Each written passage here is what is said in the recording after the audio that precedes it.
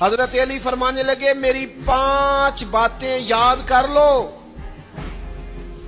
اور فرمانے لگے اونٹوں پر بیٹھ کر تلاش کرنے نکلو گے تو یہ باتیں تمہیں ملیں گی کہیں بھی نہیں، لے لو ہم سے حاصل کر لو، یہ فیض ہے۔ فرمایا ڈھونڈنے نکلو گے نہ ڈھونڈنے تو تمہیں یہ ملیں گی۔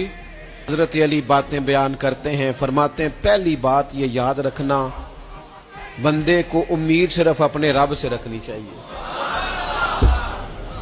جیت جاؤ گے دوستو دنیا میں اگر یہ بات آ گئی، بچ جاؤ گے، دل ٹھنڈا رہے، بے قراریاں، بے چینیاں، پریشانیاں جان چھوڑ جائیں گی۔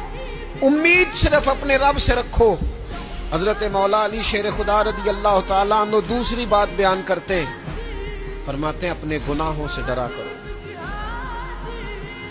تم غریب ہونے سے ڈرتے ہو، تم تنگ دستی سے ڈرتے ہو، تم لوگوں کی دشمنی سے ڈرتے ہو، اپنے گناہوں سے ڈرو، کہیں ایسا نہ ہو کہ تمہاری نافرمانیاں رب کی ناراضگی کا سبب بن جائے۔ اپنے گناہوں سے ڈرو۔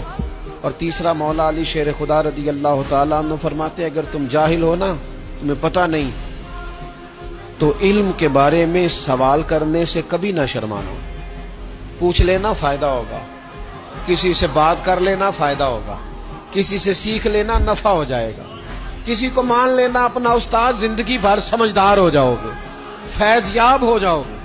اور حضرت علی شیر خدا چوتھی بات ارشاد فرماتے ہیں یہ علماء کے لیے، فرمایا اگر عالم کو کسی مسئلے کا علم نہ ہو تو غلط بات نہ بتائے بلکہ کہہ دے واللہ اعلم، اللہ بہتر جانتا ہے۔ یہ بات یاد رکھیں، جس بات کا پتہ نہ ہو، جس کی خبر نہ ہو، جس پر عبور نہ ہو، اس بات کو آگے بیان نہ کیا جائے اور کبھی بھی غلط بات نہ بتائی جائے۔ یہ حضرت علی شیر خدا ہمیں سبق دیتے ہیں۔ اور 5ویں بات حضرت علی شیر خدا ارشاد فرماتے ہیں یاد رکھنا، ایمان میں صبر کی وہی حیثیت ہے جو جسم میں سر کی حیثیت ہے۔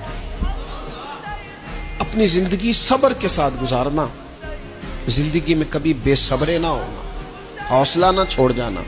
صبر بزدلی نہیں ہوتا، صبر تو اچھی تدبیر کو کہتے ہیں، صبر تو رب کریم کے فیصلے کے انتظار کو کہتے ہیں، صبر تو اللہ کی مدد کے نازل ہونے کے انتظار کو کہتے ہیں۔ فرمایا جو تمہارے جسم میں سر کا مقام ہے وہی ایمان میں صبر کا مقام ہے۔ یہ مولا علی شیر خدا نے ہمیں 5 باتیں دی۔